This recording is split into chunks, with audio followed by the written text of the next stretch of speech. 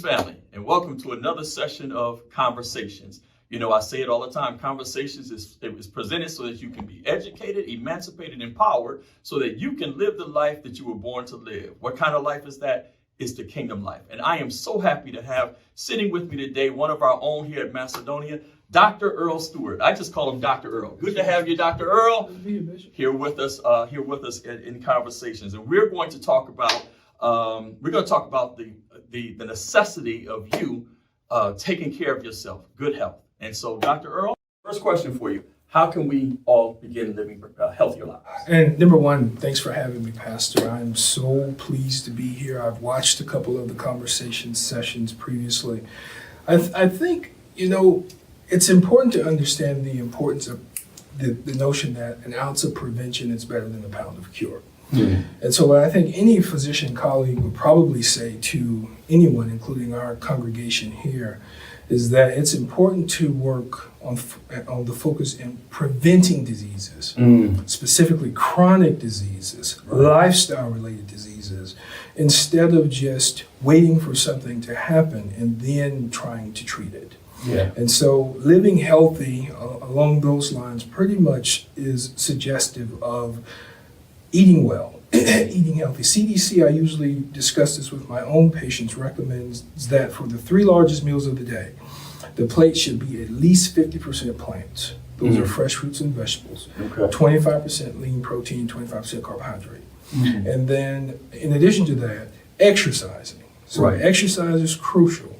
Exercise definitely in combination with the recommendation to eat a certain way helps to maintain normal weight. Yeah. And so when we exercise, I often jokingly tell patients, there's no expectation that you go out and engage in a triathlon. All you have to do is 30 minutes a day for at least 5 days a week of moderate intensity exercise. That's essentially anything that breaks a sweat, gets the heart rate above 110 a little bit.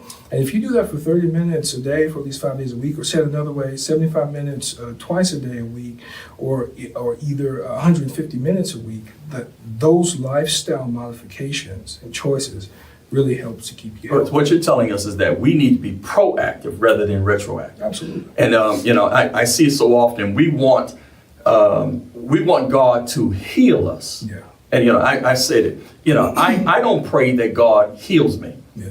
I don't pray for divine healing. I pray for divine health. Absolutely. And divine health means I don't get sick. Yeah. But I've got to help God to help me not to get sick, which means I got to be proactive about doing the right thing so I don't get sick. And everybody who knows me knows I'm a vegetarian. Yeah. I'm a vegetarian. I exercise. I do something every single day because I want to help God help me not to get sick. Yeah, faith without works is dead. Say that again? Faith without works. Faith without works is dead. It's all right to just have the notion. That's James 5:16. It's all right to have the notion to essentially want to be better, but you have to do the work. That's it. I mean, that's so applicable in so many different aspects of our lives, but we have to do the work and put in the work and invest time in ourselves to be healthy, and not just physically, emotionally, financially, in every way, spiritually. I mean, that's everything. You have to put the work in yourself. And now, so what? And we may have already answered that question. What's some of the greatest hindrances or threats to achieving good health? I stand convicted like this in this myself. Time, I think. I think some people just feel like they don't have time. But one of the most important things I want all of us to remember is that being busy does not equate to being active. Because a lot of busy professionals, a lot of busy ministers, doctors, lawyers, teachers, principals, everybody who kind of equates. They said to their doctor, I do stuff. Yeah, but what are you doing? Right. You can be busy sitting down for 8 hours a day. That's right. So it's important to get up and move. I always love former First Lady Michelle Obama's campaign of Let's Move. And specifically that was focused on childhood obesity. But as an adult medicine specialist, it absolutely has significant applications to adults because we are the ones sometimes who just don't remember to move. We're busy. We're taking care of families. We're taking care of spouses, children, our own professional responsibilities. We're taking care of houses. Some people at certain ages are taking care of elderly family family members. And they sometimes don't find the time. So what I usually tell people is to just try to find 30 minutes a day that you can devote to self-care. Yes. Carve it out. Put it on your calendar. Set a reminder on your calendar. This is my self-care time. For me to take a walk. You have to do that. that. Go to the gym. For me to do some meditation. For me to pray and read scripture. For me to do something where I can physically enhance my life, but also spiritually. Absolutely. So we have to, and you and I talked prior to our doing conversations about ministers, doctors, first responders. We're always taking care of other people, but when we're notorious for not taking care of ourselves. And I say it all the time. People treat you the way you let yourself be treated. And they treat you the way you treat yourself. If you don't think much of yourself, enough of yourself to take care of you, then other people will let you go. They'll let you kill yourself taking care of them. It is not uncommon on that same wavelength. I have seen it in my own practice. There'll be a spouse who looks relatively healthy, taking care of another spouse with dementia or cancer. That caretaker will drop dead before the patient will. Yes. And so caregiver stress is really, really, really big in the dementia sort of aspect of medical care and health care. But I think it applies to a variety of different medical conditions and diseases as well. Before healing others, heal thyself. Absolutely. I always say that's not mine. It's not original to me. I borrowed that from an insurance company, believe it or not, called Pacifica Healthcare when I was at Mercer in undergrad. I got a scholarship from them. And I always loved the fact that their company model, I think they were Black owned. Their company model was before healing others, heal thyself. And so that's an important charge to us to keep, I guess I should say, nobody's going to care more about you than you do about your own body, than you do about your own mind. That's it. I know we talk about some scriptures and things, and I love in 1 Corinthians 3:6 where Paul writes to the church at Corinth and pretty much encourages us to look at the body as our temple. Right. That's important for a Christian to make that connection because we especially Black folk, we love our church. We take possession of our church. We take ownership of our church. We know that it's God's church. Right. But we love our church. Your body is your first church. Absolutely. So you have to make sure that you keep it up. Let no leak be in the temple too early. It's going to happen eventually. We all age and we all sometimes develop things as time progresses. But there's no way in the world you should be in your 20s and 30s on 2 and 3 different medications for diabetes and hypertension. It's going to be crucial to understand the importance of making good lifestyle choices early. I see in my own practice, I see so many young people who have non-genetic influences on high cholesterol. It's just because of how they eat. Lifestyle. Right? It's just because of lack of exercise. It's just because of excess weight. Right. I see a lot of young people, but what I thought was the more genetically influenced type of diabetes called type 1 diabetes. There's even the type 1.5 diabetes, which we see occasionally, where they can sometimes manifest symptoms of both type 1 and type 2. But I see a lot of type 2 diabetics in their 20s. Wow. And then most of them look like me and you.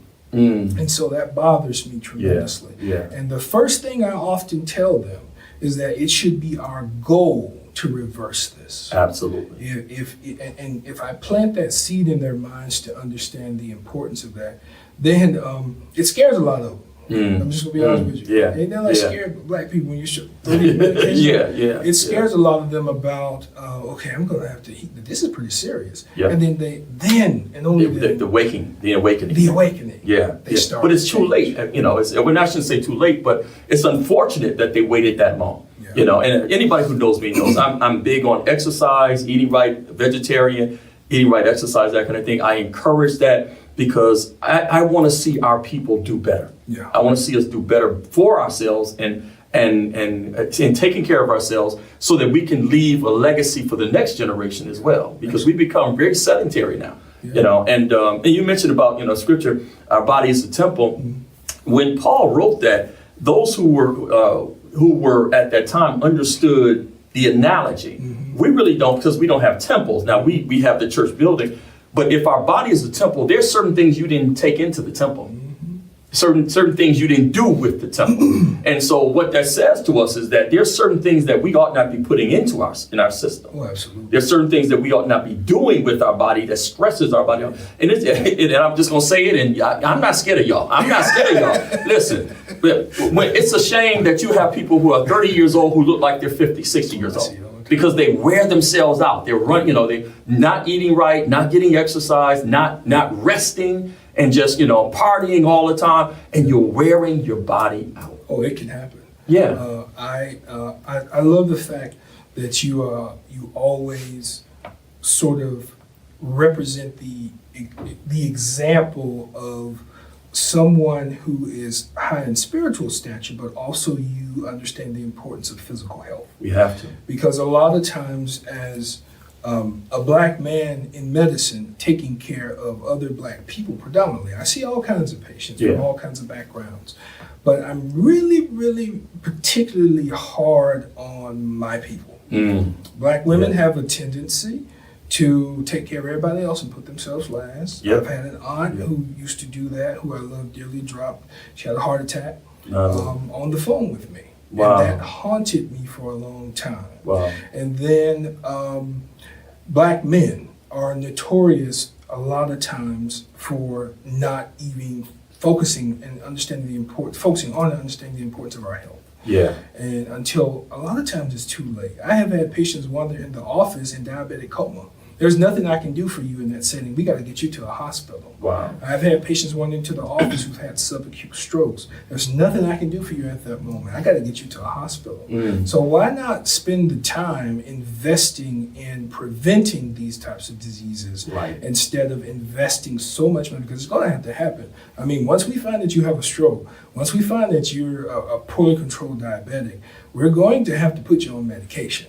We're going to have to get you to a point where you can get that stuff under control, you can prevent complications, and then we can discuss lifestyle modification as a part of that. Why not focus on the lifestyle modification right now? Absolutely. And understand the importance of not putting any and everything into your body, expecting a positive outcome. Absolutely. Smoking is one. Drugs, too much alcohol, addictive substances, illicit substances. When you put all of that stuff in your body, you're essentially defaming the temple. And even too much of good foods. Oh, absolutely. We overeat, and we overeat, and then I've said it so many times. When Satan takes Jesus to the top of the mountain and says, "Cast yourself down." And because it is written, Satan knows the word too. It is written that he will give his angels to keep charge over you, that you will not dash your foot against a stone. Jesus says, "Thou shalt not tempt the Lord your God." Whenever we sit in front of a plate of food that we know is not good for us, we're diabetic, but we have, we just got finished with Thanksgiving, headed to Christmas. We got cakes and pies and all this other kind of stuff, and you chitlin eating folks who got high cholesterol and pig feet and that kind of thing. You sit in front of that plate and you've got a plate of everything that the doctor tells you to stay away from, and you ask the Lord to bless it. It's hypocritical, and it's akin to tempting the Lord our God. We got to remember, listen, we talk about stewardship in the church, and one of the things that the church has not talked about, we talk about stewardship of our time, our talent, and our treasure, but we've not talked about being good stewards of our body. The first thing that God gave us was not money, it was not even time, it was not treasure, it was not talent. The first thing God gave us is a body, and we got to be good stewards of the first thing that he gave us so that we can exercise good stewardship of the other things. You cannot effectively take care of anyone else. We've said this already, if you don't take care of yourself first. You cannot effectively do the work of the church, do the work of being a good Christian if you're always having to stop and inject insulin. If you always have to remember to take your blood pressure medication. And I often tell a lot of people that it's a job being a diabetic.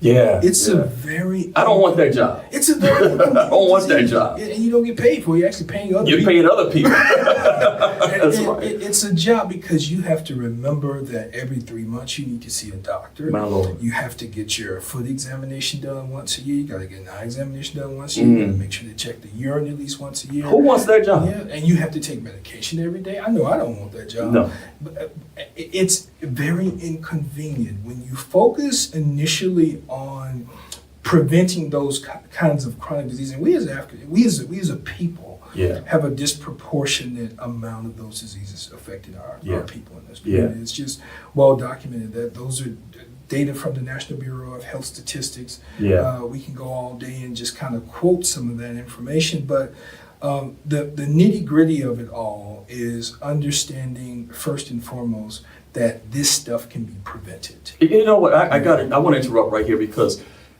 what you're saying is so profound, but it also translates to the next generation or the next generation as well. Mm-hmm. The sad thing, it's sad for adults to have to live with what you just mentioned, but when you have childhood obesity, childhood diabetes because of the lifestyle of the parents and the eating habits and the lifestyle habits of the parents being passed down to the children. So we got children in their teens, or even before preteen, who are diabetics and dealing with obesity issues. That's sad. Yeah.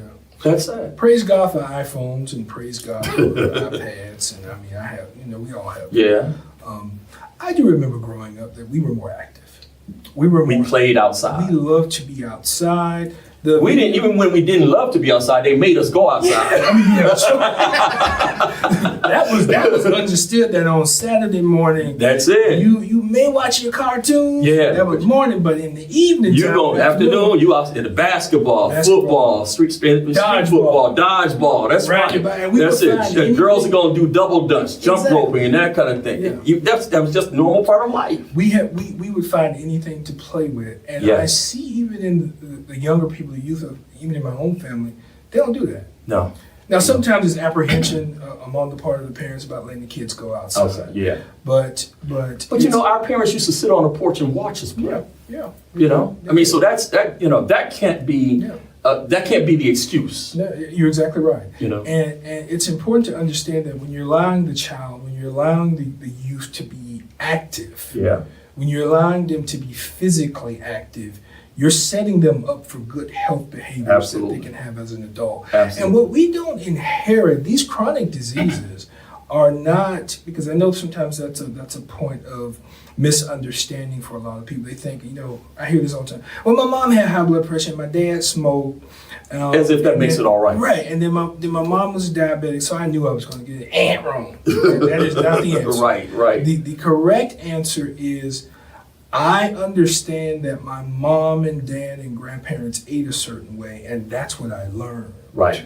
And when I learned that, I started basically adapting and adopting that for my own lifestyle and health behaviors. Right. That's a public health term. Right. In public health, we have certain health behaviors that sort of influence our health outcomes. Right. So it's important to understand that, and I told you once before, Bishop, that that's the hardest thing I do every day, is trying to get grown people to change their behaviors.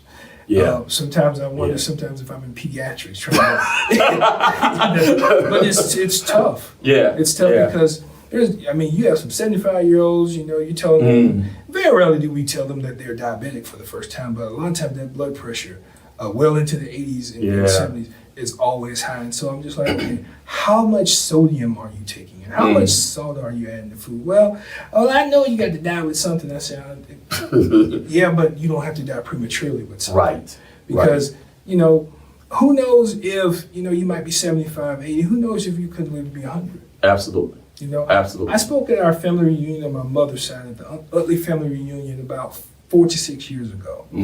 And one of the things I talked about was health. And I basically told them that I went back in the family history and I saw that we had an ancestor who was a former slave who lived to be 101 years old. Her name was Doxy Utley. I took a picture of her tombstone and put on the PowerPoint. Yeah. And basically shared that with the family. And everybody looked at me and I was like, that long ago? Somebody lived to be that old? I'm like, it's possible. Absolutely. Now, I don't know anything else about it, but I know that fact, that there's longevity in our genes. Yes. Yes. And so we affect that by not being good stewards of that. Yes. You have to be a good steward of your health. We're good stewards of everything. Of everything. I mean, we love our spouses, we love our family, we love our children, we love our children, we love some people even love a few people even love their jobs. We try to be good stewards of that.